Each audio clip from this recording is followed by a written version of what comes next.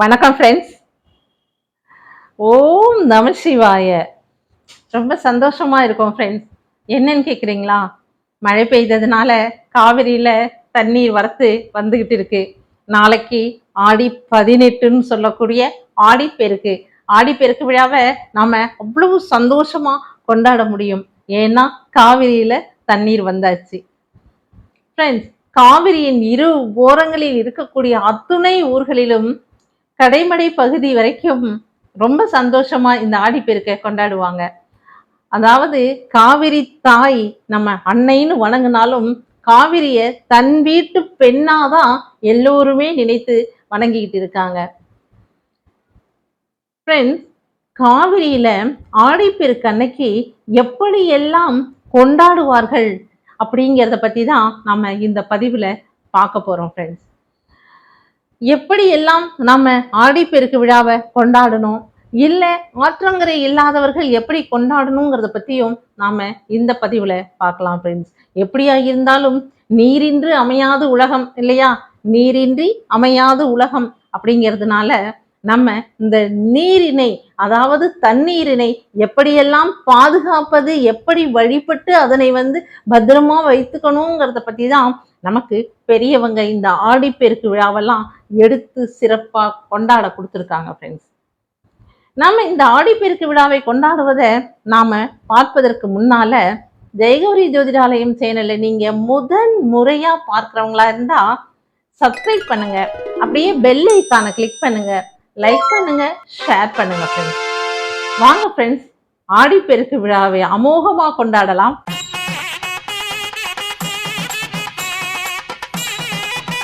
ஒரு முறை அகஸ்திய முனிவரிடம் ரொம்ப கோபமா பேசிட்டா காவேரி. உடனே உனக்கு இவ்வளவு அகந்தையா அப்படின்னு கேட்டு அகஸ்திய முனிவர் காவிரியை எடுத்து தன்னோட கமண்டலத்துக்குள்ள அடைச்சு வச்சுட்டார். இதனால எல்லா இடத்துலயும் தண்ணீரே இல்லாம வறண்டு போச்சு. இதனை பார்த்த தேவர்கள் விநாயகரிடம் போய் சொல்றாங்க, ஒன்னு இப்படி அகஸ்திய முனிவர் அடைச்சு வச்சுட்டார் காவேரிய, அதனால எல்லா உயிரினங்களும் தண்ணீர் இல்லாம தவிச்சுக்கிட்டு இருக்காங்க அப்படின்னு சொன்னாங்க. உடனே பிள்ளையார் விநாயக பெருமான் என்ன பண்ணாரு, காக்கை ரூபம் எடுத்து தவம் செய்து கொண்டிருந்தார் இல்லையா அகஸ்தியர், அவர் தவம் செய்து கொண்டிருக்கும் போது அந்த கமண்டலத்தை தட்டி விட்டுட்டார். அது எந்த இடத்துல அப்படின்னா குடகுமலையில இருக்கக்கூடிய அந்த தலைக்காவிரி என்னும் இடத்துலதான் இது நடந்தது. அதனாலதான் அந்த இடத்திலிருந்து ஆரம்பிச்சு இன்று தமிழகத்திற்கு கடை வரைக்கும் சென்று நமக்கு இன்னைக்கு நல்ல வாழ்வு கொடுத்துக்கிட்டு இருக்கிறார். கடைமுகம்னு சொல்லக்கூடிய அந்த இடம் வரைக்கும், அதாவது கடலில் கலக்கக்கூடிய இடம் வரை நமக்கு எல்லோருக்கும் வாழ்வு கொடுத்துக்கிட்டு இருக்கா காவிரி தாய். அது விநாயக பெருமானின் அருளாலே நமக்கு கிடைச்சது அப்படின்னு சொல்லுவோம். இதுல இன்னொரு விசேஷமும் இருக்கு. கங்கை நதி இருக்கு இல்லையா, எந்த பாவம் செய்தாலும் கங்கையில் குளித்தால் போய்விடும் அப்படின்னு சொல்லுவோம். அப்படி கங்கையில போய் எல்லோரும் குளித்து குளித்து அந்த இடத்துல நீராடி தன்னுடைய பாவங்களை எல்லாம் கங்கையில விட்டாச்சு. கங்கைக்கு அந்த பாவங்களின் சுமை தாங்க முடியல. உடனே என்ன பண்ணினா விஷ்ணு பகவானிடம் போய் வேண்டி கேட்டுக்கிறா, பகவானே எல்லோரும் பாவங்களை கொண்டாந்து என்னிடம் தொலைத்து விட்டு செல்கிறார்கள், என்னால் இதனால் ஏற்படக்கூடிய அந்த வேதனையை என்னால பொறுக்க முடியல, நான் என்ன செய்யணும், எப்படி எனது பாவத்தை தொலைப்பது அப்படின்னு கேட்கும்போது விஷ்ணு பகவான் சொல்றார், நீ ரொம்ப எல்லாம் ஒன்றும் சிரமப்பட வேண்டாம், கஷ்டப்பட வேண்டாம், காவேரி ஆறு இருக்கு இல்லையா, அந்த காவேரி ஆறுல போய் நீ நீராடினால் உன்னுடைய பாவங்கள் அத்தனையும் நீங்கிவிடும், தொலைக்கப்பட்டு விடும் அப்படின்னு சொல்றாங்க. பாருங்க ஃப்ரெண்ட்ஸ், எப்படி இருக்கு பார்த்தீங்களா? பாவத்தை தீர்க்கக்கூடிய கங்கையின் பாவத்தையே தீர்த்தவள் நம்ம காவிரி தாய். அப்படிப்பட்ட புராண கதைகளுடன் தொடர்பு கொண்ட நமது காவேரி தாய் இன்று நிறைய தண்ணீருடன் நமக்கு வந்துட்டு இருக்கா. அப்படின்னா கண்டிப்பா நாளைக்கு ஆடி 18 அன்னைக்கு ரொம்ப அமோகமா நம்ம கொண்டாட போறோம் தமிழ்நாடு முழுக்க. காவிரி தாய்க்கு பூஜை செய்யறது எப்படின்னு பார்க்கலாம்.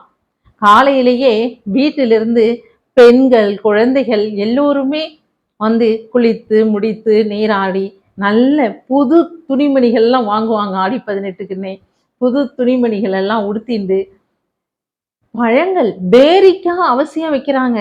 பேரிக்காய், வாழைப்பழம், தேங்காய், அதற்கப்புறம் மங்களச்சரடு, இந்த மாதிரி பூக்கள், காதோலை, கருகமணி, எல்லா விதமான பழங்கள், காப்பரிசி, இவை எல்லாமே எடுத்துக்கிறாங்க பூஜைக்கான பொருள்களா. இதற்கூடவே கலவ சாதமும் பண்ணிக்குவாங்க. தன்னுடைய ஃப்ரெண்ட்ஸா இருக்கக்கூடிய பெண்கள், இதற்கு இந்த வயசு பெண்கள் தான் அப்படிலாம் கிடையாது. சின்ன குழந்தையில இருந்து வயதானவர்கள் வரைக்கும் இருக்கக்கூடிய அத்துணை பெண்களும் காவேரி ஆறை போய் சென்று வணங்குவதற்காக காவேரி கரைக்கு செல்ல தயாராகிடுவாங்க. இதுல ஸ்பெஷல் என்ன தெரியுங்களா? கலவ சாதம். எல்லா விதமான கலவ சாதமும் பண்ணிக்குவாங்க. கலவ சாதம் அப்படின்னு சொன்னா புளியஞ்சாதம், எலுமிச்சம்பழ சாதம், தயிரஞ்சாதம், சித்ரா அன்னங்கள்னு சொல்லுவோம் இல்லையா, அதனோடையே சேர்த்து சர்க்கரை பொங்கல், இப்படி எல்லா விதமான கலவை சாதங்கள் 5, 7 என்ற எண்ணிக்கையில அதையும் எடுத்துக்குவாங்க. எல்லா ஃப்ரெண்ட்ஸும், அதாவது சொந்தக்காரங்க அத்தனை பேரும், ஓரகத்திகள், நாத்தனாரு, அக்கம் பக்கத்துல இருக்கவங்க, அண்ணன் ஒய்ஃபு, தம்பி ஒய்ஃபு, தன்னோட பேரன் பேத்தி, எல்லோருமே அந்த இடத்துல இருக்கிற வயதானவர்கள் இருந்து சிறு குழந்தை வரைக்கும் இருக்கக்கூடிய பெண்கள் அத்துணை பேரும், அவங்க எல்லாமே பக்கத்து வீட்டு பெண்கள், அக்கம் பக்கத்துல இருக்க வீட்டு பெண்கள், அவங்க குழந்தைங்க, இப்படி ஒரு கூட்டம் கூட்டமா தான் காவேரிக்கு வருவாங்க. காவேரிக்கு அதுல மஞ்சள் சரடுன்னு சொன்னேன் இல்லையா, அந்த மஞ்சள் சரடை அழகா கட்டி பூக்களை அதுல வைத்து கட்டி வச்சிருப்பாங்க. ஒவ்வொரு பூவையும் ஒவ்வொரு சரடுல கட்டி வச்சிருப்பாங்க. இப்போ எல்லோரும் கிளம்பி காவேரி கரைக்கு போயாச்சு.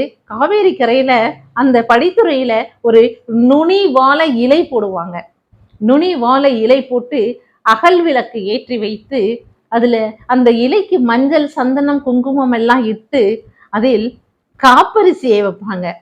அதற்கப்புறம் பழ வகைகளை வைப்பாங்க. அதுக்கப்புறம் இந்த மஞ்சள் சரடுன்னு சொன்னேன் இல்லையா, அந்த மஞ்சள் சரடு பூவை கட்டி வச்சிருப்பாங்க. அந்த மஞ்சள் சரடு நிறைய எடுத்து வச்சிருந்திருப்பாங்க அந்த இடத்துல, அந்த வாழை இலையில. இதனோட சேர்த்து மஞ்சள் பிள்ளையாரும் வைப்பாங்க. எதை எடுத்தாலும் பிள்ளையார் இல்லாம நம்ம எந்த வேலையும் செய்ய முடியாது இல்லையா? விக்னம் இல்லாமல், அதாவது குறை இல்லாமல் நடக்கணும்னா விநாயகரைத்தான் முதலில் நாம வணங்கணும்.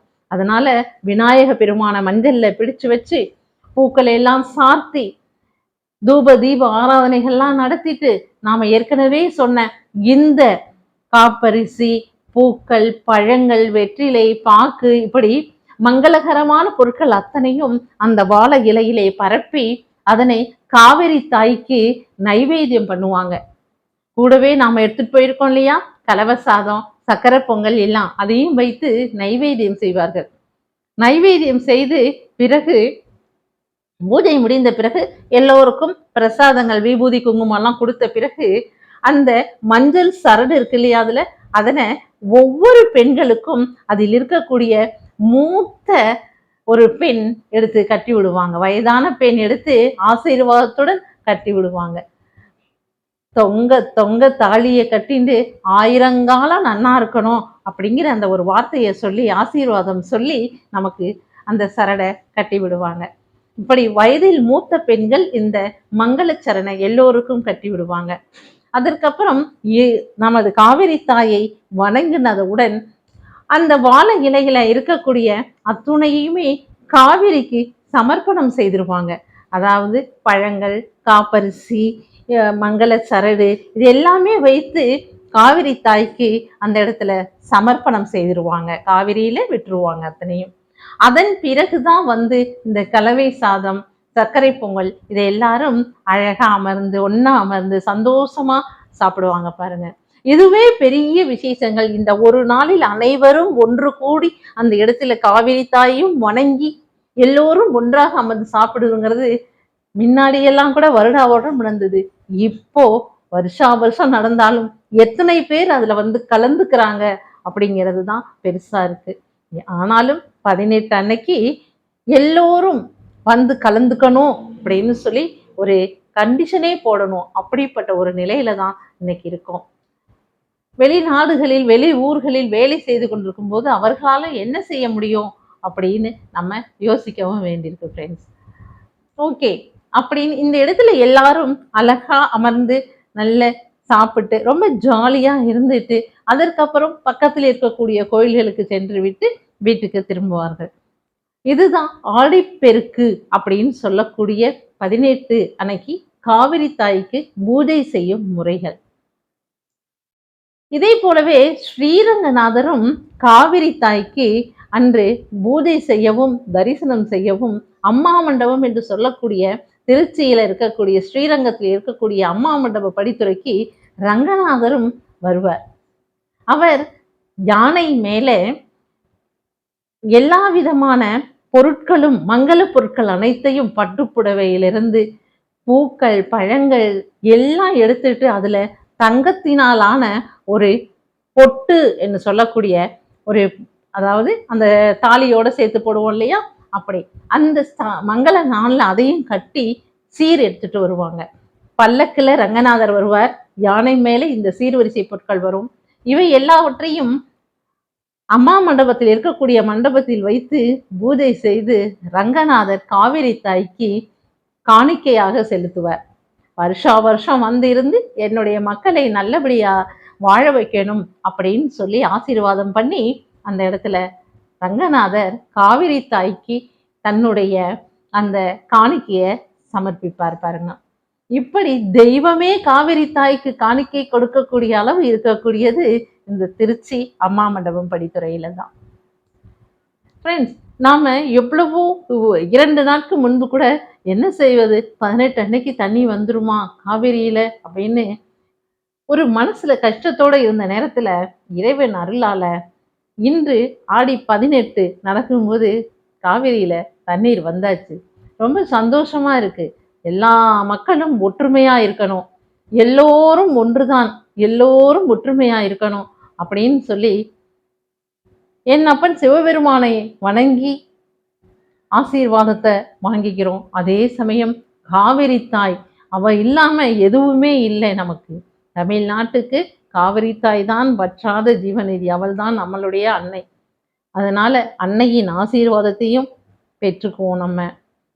ஃப்ரெண்ட்ஸ், நடந்தாய் வாழி காவேரின்னு ஒரு வாழ்த்துதலோட நமக்கும் பின் எத்தனையோ நாட்கள், நமக்கு முன் எத்தனையோ பேர், நமக்கு கொள்ளு தாத்தா எள்ளு தாத்தா அந்த பாரம்பரிய வம்சத்துல நம்ம வந்திருக்கோம். அதே போல நமக்கு பின்னும் நம்மளது கொள்ளு பேரன் எள்ளு பேரன் என்று அத்துணை பேரன்கள் எத்தனை வருடங்கள் ஆயிரக்கணக்கான ஆண்டுகள் ஆனாலும் காவிரி தாய் தமிழ்நாட்டிற்கு வந்து நமக்கு வாழ்வும் வளமும் கொடுக்கணும்னு வேண்டிக்குவோம் இந்த ஆடி 18 அன்னைக்கு. ஓகே ஃப்ரெண்ட்ஸ், அதே போல வீட்டில் கலசத்தில் நீரை வைத்து காவிரி தாயாய் எண்ணி அதற்கு இப்போ நான் சொன்னேன் இல்லையா, அதே மாதிரி மங்கள பொருட்கள் மங்கள சரடு அத்தனையும் சார்த்தி வீட்டிலும் சர்க்கரை பொங்கல் மற்ற சாதங்கள் வைத்து நைவேத்தியம் செய்வதுங்கிறதும் ஒரு முறையா இருந்துகிட்டு இருக்கு ஃப்ரெண்ட்ஸ். ஏன்னா காவிரி தாய் இல்லாத இடத்துல, காவிரி ஆறு இல்லாத இடத்துல வீட்டுல சொம்புல தண்ணியை வச்சு அதை வந்து தீர்த்தமா காவிரி தீர்த்தமா எண்ணி பூஜை செய்வோம்.